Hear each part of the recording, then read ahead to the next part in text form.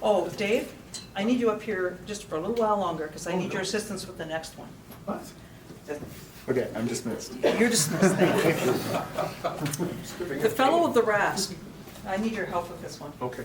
Okay, there are 14 Fellows of the RASC across Canada. 4 of them are from Nova Scotia. I think I better sit down. You can do that.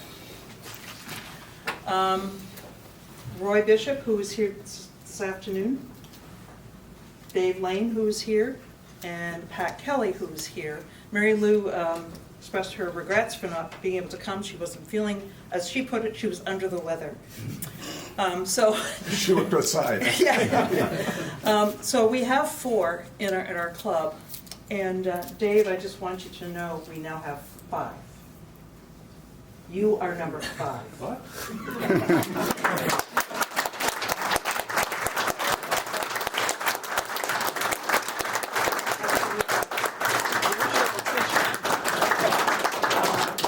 When we were looking at nominations back in November, I was the one that suggested this dear soul's name. I figured, why has he never been nominated? So he was. The 4 names that you see up there, your other 4 fellow RASC members, and myself put forward a nomination, and it was approved. Are you sure you had enough? But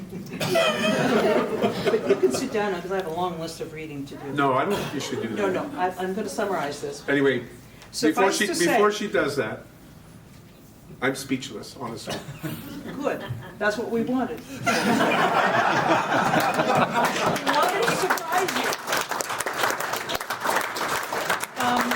Dave has held numerous positions here at the center, everything from vice president to librarian to webmaster to you name the position. And certainly in the last few years has been very active in terms of observing and with Nova East.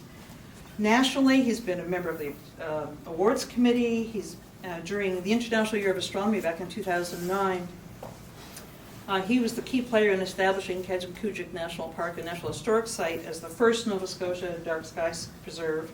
And he was also instrumental in implementing the Dark Sky Weekend at Keji and organizing it over those years since.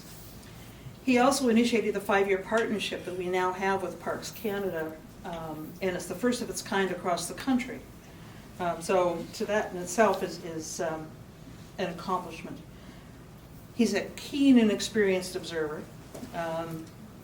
He had the Isabel Williamson in 2010. He now has his ETU. And we looked at the publications that Dave had, both professionally and with respect to astronomy, and we had to limit it to astronomy because otherwise we'd have had 10 pages worth of listings of publications. As it was, you have 80 astronomical related publications to your name. I counted them. He's been on the publications committee, contributing editor to the journal for RASC. He was the editor of the Observer's Handbook for 5 years running, starting in 2012. He's been chair of the observing committee, and unofficially, internationally, he does a lot of stuff down in Cuba. So as you can see, he's not bored. And I just want to read a paragraph from his nomination. Dave Chapman possesses the uncommon mix of attributes so necessary for promoting science to the public: a deep understanding of science, a sense of wonder about everyday facets of the physical world, insight into human psychology, and the personality and talent necessary for communicating with an audience. Although his professional expertise is underwater acoustics, Dave Chapman chose astronomy, a lifelong interest in the science that has the most impact upon popular culture, as his vehicle to convey the nature, the insights, and the beauty of science. Further, rather than promoting more esoteric